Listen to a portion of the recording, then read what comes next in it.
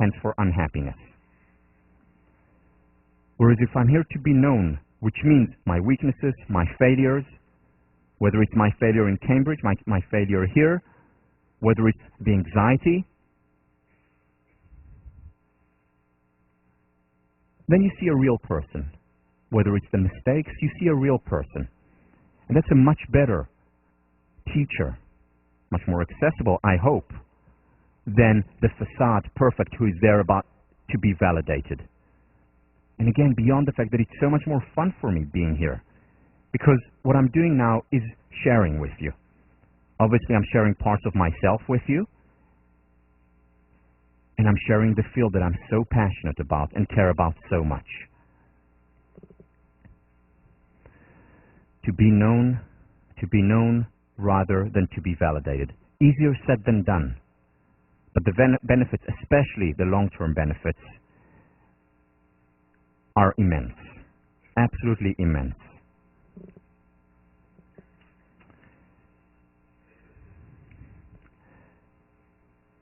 The third point is about allowing for conflict in a relationship. You see, one of the misunderstandings about healthy relationships is that those relationships don't have conflict. They don't fight. The gold standard is a conflict-free relationship. And that's a serious misunderstanding. John Gottman has done a lot of work in this area. One of the things that he showed was that there is no one right relationship, and that also means that different relationships look differently from outside or from the inside. Some relationships thrive and are very quiet. Some relationships thrive and are extremely volatile.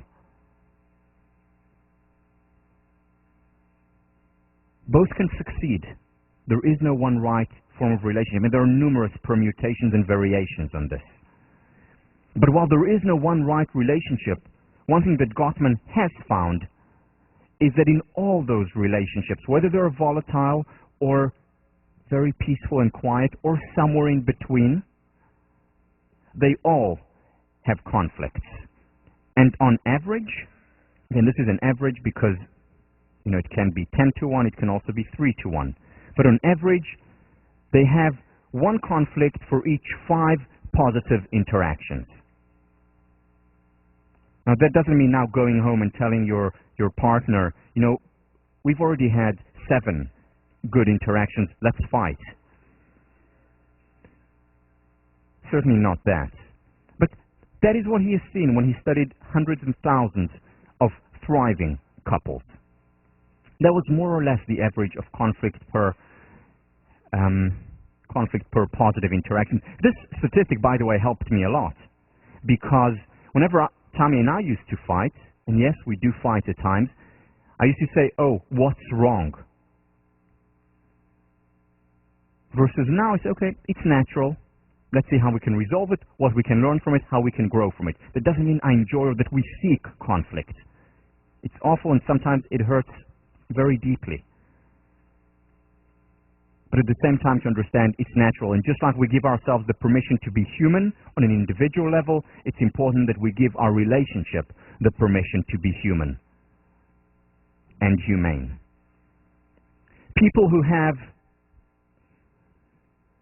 that 5 to 1 ratio, again, more or less, usually have the thriving relationship.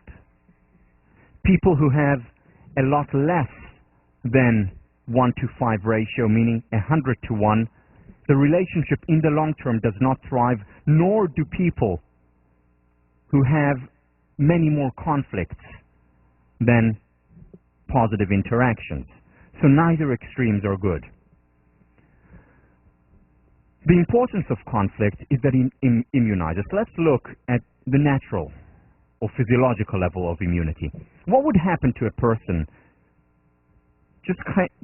was just born and put into an oxygen tank, which is sterilized and not taken out of that sterilized oxygen tank? What will happen if, say, after 2 years or 3 years or 10 years, that baby, now no longer a baby, is taken out of that perfect surrounding into the real world? That person is very likely to get ill, very likely to get seriously ill. Why? Because it's not healthy to be in a sterilized environment on the physiological level. Because every time you get ill or every time you're exposed to pollutions or bacteria, your body actually strengthens. The same in a relationship. If you're not exposed to conflict in a relationship, over time, the relationship will not strengthen. It will be weak. It will be unable to sustain the inevitable conflict that will arise. So conflict immunizes. It's important. And we'll talk about in what ways or what the conflict looks like, because not every conflict is healthy. The key that Gottman talks about is not to take away or eliminate the negative, but rather to accentuate, to strengthen the positive. So in relationships that don't thrive, where there's too much fighting, relationships that are here,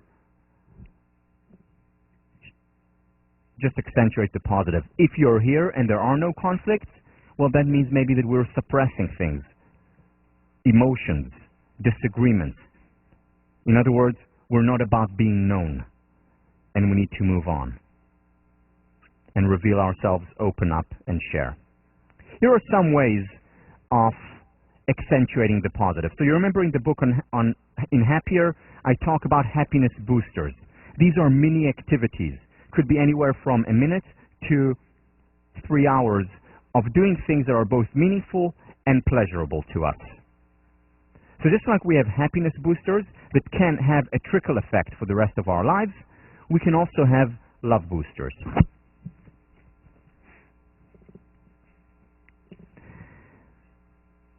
There's a story about Albert Einstein and Ludwig van der Rohe.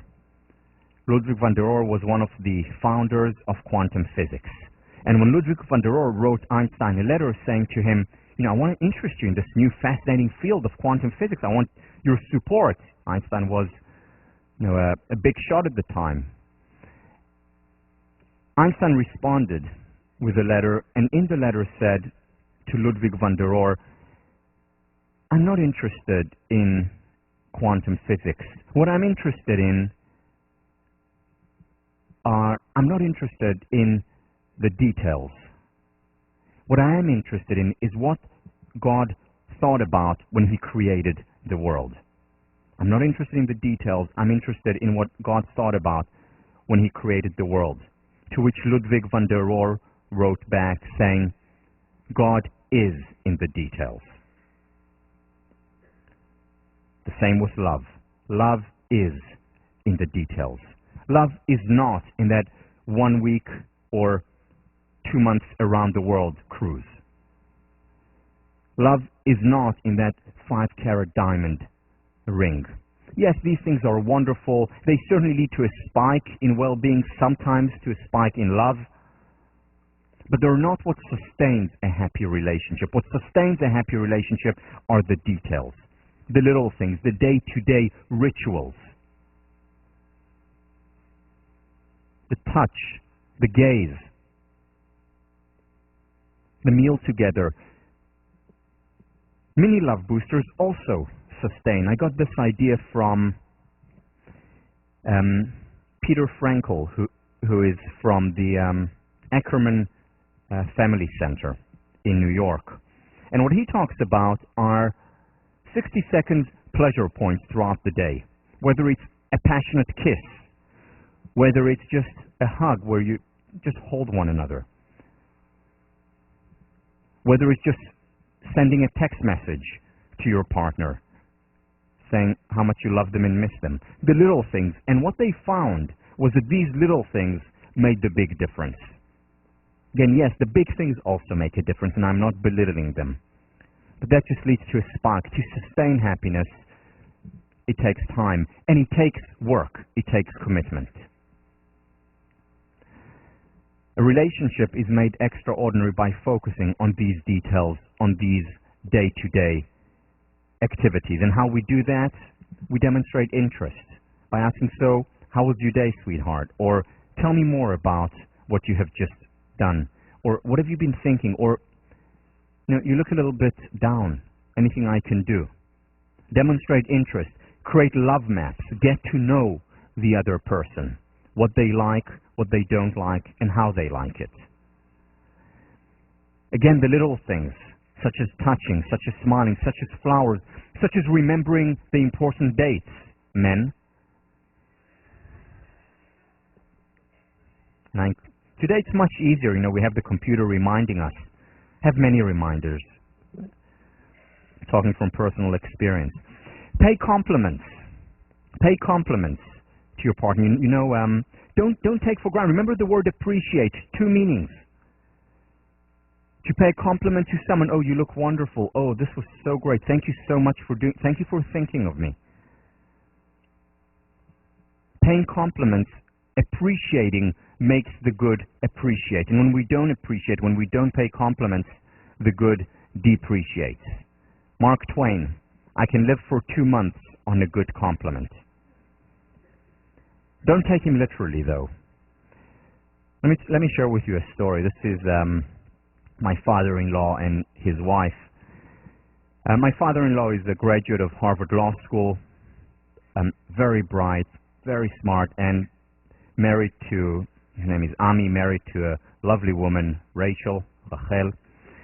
And they went on a date. And Rachel was wearing a beautiful dress. And they walked into the party and they spent the whole night and they saw many people. It was a lovely evening. And at the end of the evening, they went back home. And Rachel asked Ami, she said, Ami, the whole night I've been getting compliments about how wonderful I look, how ravishing the dress is, how radiant I look. I got it from everyone except from you. Now remember, Ami is a Harvard Law School graduate, very smart, very quick on his feet, one of the leading lawyers in Israel. So he said, Rachel, do you remember when a couple of months ago I told you how beautiful, how gorgeous you were? And she said, yes, of course I remember. He said, well, until further notice, you're beautiful. Now, that almost worked. The problem is that Rachel is also a lawyer. Very bright, very successful. And she said to him, Ami, sweetheart, until further notice, you're on the couch. So, don't wait to be asked to give compliments. Give it, it's free. And yet, though it's free, in the ultimate currency, it is invaluable. Invaluable, because we get so much out of it, the giver as well as the receiver. The number one predictor of therapeutic relationships, the number one predictor of the success of a therapy, of a psychologist or a social worker or a psychiatrist, is empathy. How well you're able to understand, to empathize, to identify with your client. It's no different in romantic relationships. Do I really listen to my partner? Do I really look at my partner? Do I demonstrate genuine interest in what my partner is doing, feeling, and how they are? Do I really, really want to get to know them? Because if we don't have that, it is very difficult to sustain a long-term, thriving relationship. And finally, sex is important for long-term, thriving relationship. It does not have to come before marriage. It does not have to come before there is a lifelong commitment, marriage or other. It can, it often does in our world. And either way is fine, either choice. However, for the long-term success of the relationship, it is also important to have the physical aspect. It's very rare. It exists, but it's very rare to have a romantic relationship without the physical component. So that's one of the distinguishing characteristics between that and a deep friendship, for example. Love at its, or rather sex at its highest, is love made concrete. Love made concrete. That is why we talk about making love. It's the concretization of that emotion, of that abstract notion. The important thing here is, as in every other area of the relationship, healthy communication. Because very often we reveal ourselves, we share of ourselves in the bedroom more than in any other place, whether it's physically or emotionally or cognitively. That's where we open up. That's when we are literally, metaphorically naked. And communication is important because very often there are differences in expectations. And there is no one right prescription here. Okay, sex 5 times a week, the best relationships, 3 not bad, 1, okay. No, there are fantastic relationships where it's, once a day or twice a month, or once a week. They're wonderful relationships, whether it's every day 3 times. There is no one right prescription. I don't know what I said that was funny, but I'll have to watch it after because I'm sure Freud is watching now. And the important thing is to communicate, because it is a source of conflict. It is a potential source of conflict. It doesn't have to be. Let me show you a quick video, just to get the attention off me for a minute, from Woody Allen.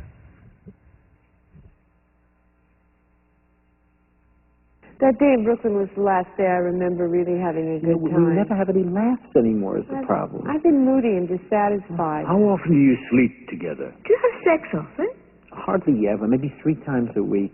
Constantly. I'd say 3 times a week. Like the other night, Albie wanted to have sex. She would not sleep with me the other night, And I don't know. 6 months ago, I would have done it. I would have done it. Just please. I tried everything. I put on soft music and my red light bulbs. But the thing is, since our discussions here, I feel I have a right to my own feelings.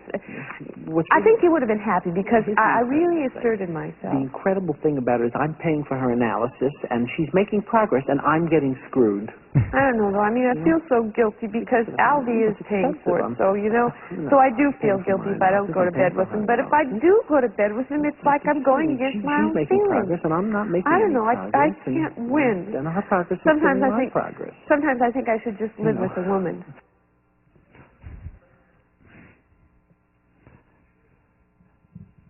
So hardly ever 3 times a week, constantly 3 times a week. Again, different perceptions. Communication is important. Not any conflict is good. There is positive as well as negative conflict. Helpful research in this area comes actually from organizational behavior. Specifically, what research in organizational behavior shows is that healthy intergroup or intra-group conflict is cognitive conflict rather than affective conflict. Cognitive conflict is about focusing on the person's behavior or thoughts and ideas and challenging those. Unhealthy conflict is focusing on the person, on their emotions, on who they are.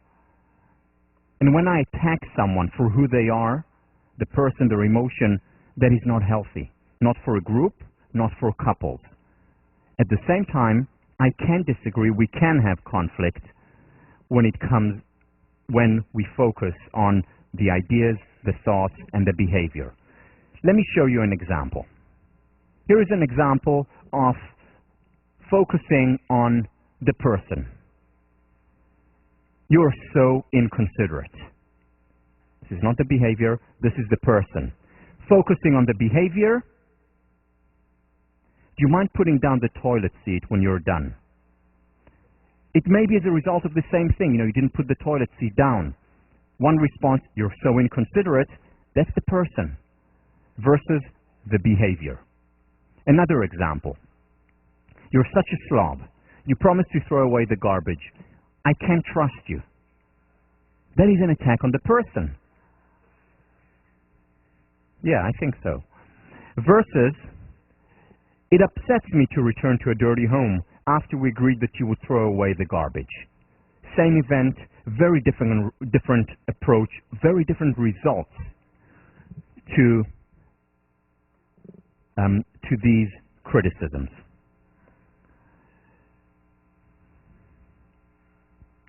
In addition to challenging behavior rather than person,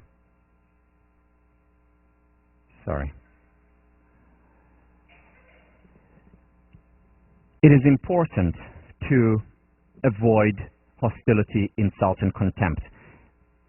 John Gottman talks about this a lot in his research, and he says that he can predict divorce with 94% accuracy, as I mentioned last time, unheard of in the social sciences. And he can do it based on whether he sees in the disagreements, in the conflicts, and he asks the partners to describe their conflicts, and very often they start fighting as he observes them. When there is hostility, when there is contempt, very often that is a bad sign. Doesn't always lead to divorce, certainly not, but it's a bad sign. It's a bad sign in terms of the long-term likelihood of success, but it's also a bad sign in terms of the current enjoyment of the relationship. So it's important to keep these insults away, to focus on the person, to validate the person, to appreciate the person, and then to disagree with the behavior or with the ideas and the thinking. The key is to keep these disputes private. Meaning, it is difficult enough to fight in a relationship. It is extraordinarily difficult when embarrassment is also associated with it.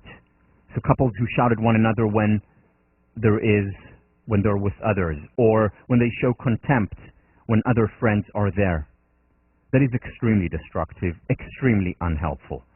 So to keep these intimate moments that can potentially lead to growth private. Finally, we can learn a lot from conflicts in gay couples. As I mentioned last time, John Gottman has studied gay couples a great deal, and one of the interesting things that he found was that they fight differently. Now, the interesting thing here, it would not have been interesting if that was just between women. The interesting thing is that he found it also between men, because women generally are better at fights than men. And there is actually a physiological reason for it. There's a physiological reason, because men, when they're attacked, for example, or when they feel attacked or threatened or disapproved of, actually have a much more powerful physiological response to it. Which is why men are more likely, for example, to switch off.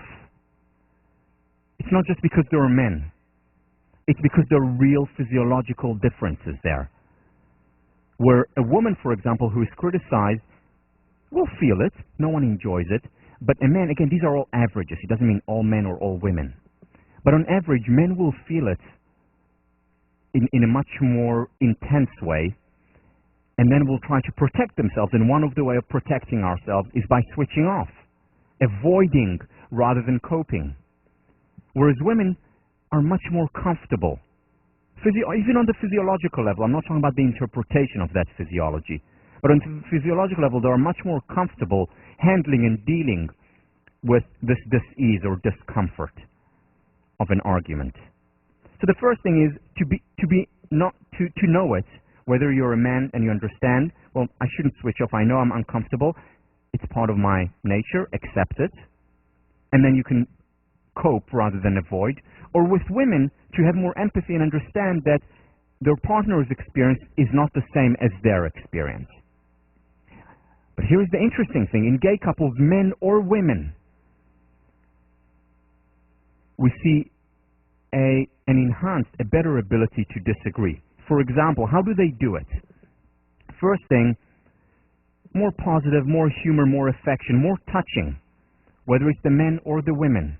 And that helps to dissolve, to relax some of the tension that exists. Again, both for men and for women couples. The negativity is less often taken personally. So even if there is a serious disagreement, well, I understand that this is part of growth. This is important to keep in mind. That yes, we may not be enjoying ourselves now and it's a serious fight, but what can I learn from it? What are we going to learn? How are we going to grow? Because I understand that conflict is a natural, inevitable, important part of a relationship. Gay couples do it more. No reason why heterosexual couples can't do it more. Simply by reminding. And finally, there's more attention to the other side, to calm down, to understand, to be empathic, whether it's men or women, to be empathic and understand and soothe. And very often just, in the middle of a conflict, saying something like, I'm sorry, or just a hug, or, it hurts me, and I love you so much. Just ways of soothing, alleviating some of the pressure in the conflict, because conflicts are not easy. Certainly not easy for gay couples either. It's just being able to manage the conflict when it occurs. Does not need to be peculiar to same-sex relationships.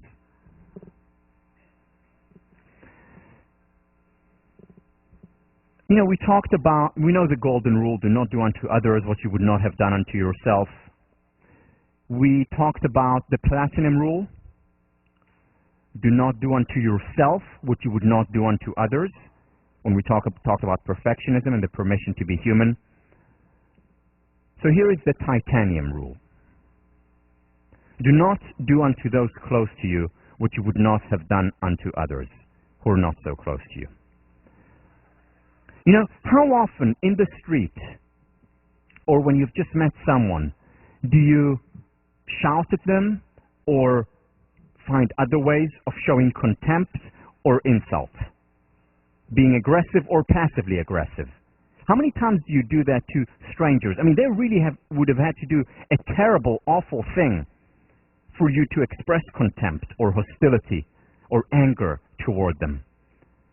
And yet, on average, we do it so much more often. Again, not always, not everyone, but so many people do it so often with people close to them, whether it's family members, whether it's very close friends, whether it's romantic partners. No justification for that. Yes, it is also because we're more intimate with them, because we feel more comfortable with them. But why? Why treat others better than we treat the people we love most? Or why treat the people we love most worse than we would treat others? There is no justification. There can be conflict, there will be conflict, and it is important. The question is, how do you keep it on the cognitive, behavioral level rather than the affective, emotional contempt level? And that can make all the difference. Essentially, what we're talking about here when it comes to romantic relationship is cultivating a deep, meaningful friendship. John Gottman: at the heart of my program is the simple truth that happy marriages are based on a deep friendship. By this I mean a mutual respect for and enjoyment of each other's company. These couples tend to know each other intimately. They are well versed in each other's likes, dislikes, personality, quirks, hopes, and dreams. They have an abiding regard for each other and express this fondness not just in the big ways, but in the little ways, day in and day out. Love is in the details. It's about knowing the little things, the big things. It is about sharing and being known. That's what a healthy relationship is. And that's how you can sustain passion in a relationship over years. And that's how you can continue to enjoy a passionate sexual relationship. Even though physiologically, maybe initially, the natural inclination would be toward novelty, toward the exotic is erotic. It doesn't have to be that way. It can be that way as well, and that's natural, and that can be part of the fantasies that you share. But ultimately, for the long-term relationship, passionate relationship, to be known rather than to be validated.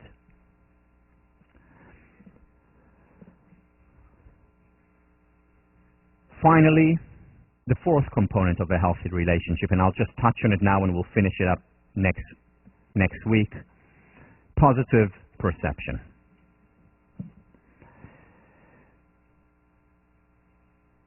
In a relationship, a healthy relationship, the partners have to be benefit finders. They have to appreciate one another.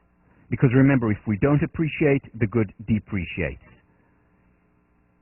If we don't appreciate what is working in a relationship past the honeymoon phase, the relationship will enter a downward spiral. And unfortunately, that happens to most relationships because we begin to take it for granted. And if we take for granted a relationship, it withers and dies. If we take for granted our own potential, that potential withers and dies. So benefit finding is important in a relationship. To focus on the discipline of my partner rather than on the rigidity. To focus on their sense of humor rather than look at it as frivolous. Focusing on the good, focusing on what works, and that is then accentuated.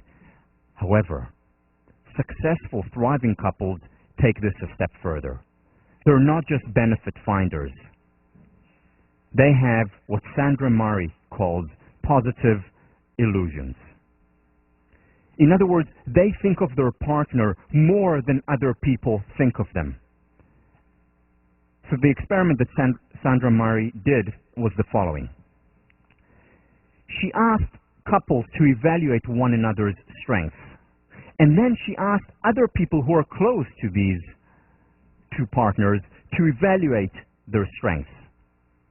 And what she found was that couples who evaluated accurately, meaning they evaluated their partner in the same way as others, friends, family members, evaluated them, they were okay.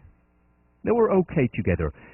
Couples who evaluated one another's strengths on a lower level, meaning they didn't evaluate them as good, as strong, as powerful, as virtuous, or whatever it was, as other people did, whether it's family or friends, these relationships did not last for long on average.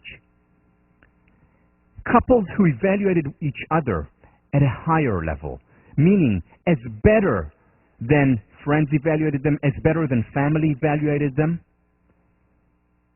these couples' relationships were most likely to thrive and succeed over time. And Sandra Murray called it, because they were not connected to the evaluation of other people, Sandra Murray called it positive illusions. Now, or another term used, Brian Little uses this term, having an illusory glow about them, seeing them as better than supposedly they really are.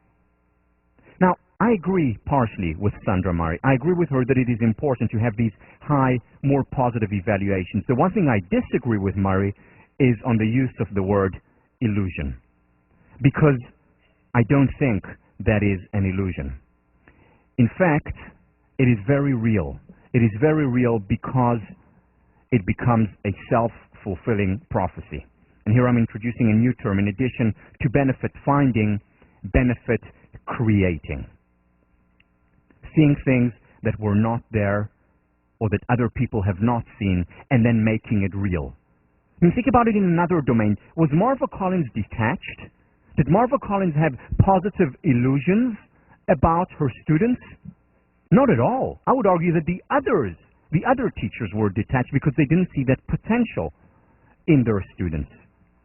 Marva Collins was very much connected, and she focused on the positive and created the benefits. Abraham Maslow, not only does love perceive potentialities, but it also actualizes them. Let me tell you a quick story about Tommy. And as I mentioned to you, Tommy is the consummate merit finder. In fact, she's a merit creator.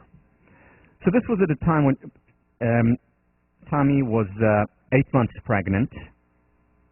Huge baby. Those of you who know David, he's a very big baby. Like father, like son. So this is 8 months pregnant, and Tommy takes me for one of those talks that those of you in long-term relationships know about. And she says, Tal, this is getting really heavy. This is really difficult for me, and I just need your help more. You just need to help me a little bit more in the house. And I said to her, fine. I felt so sheepish and so inconsiderate. I said, no, I'm sorry, fine. So what can I do? And she said, shopping this afternoon would help. I just can't carry these bags anymore. So I went over to Star Market, filled up the entire refrigerator, not only brought the things home, but actually put them in the refrigerator. And because I felt so guilty. And then Tommy saw that, and she said, thank you so much for doing it. And I said to Tommy, I'm really sorry that you had to tell me. I should have done it without you. And she said, no. This is what I love about you so much. You're so considerate, and you listen to me when I talk. So I did the dishes too. Again, benefit creating rather than only benefit finding or focusing on what doesn't work. I will not see you on Tuesday. I'm away almost for the whole week of Passover, but you're going to have a treat on Tuesday with an amazing lecture by Sean on humor. I'll see you.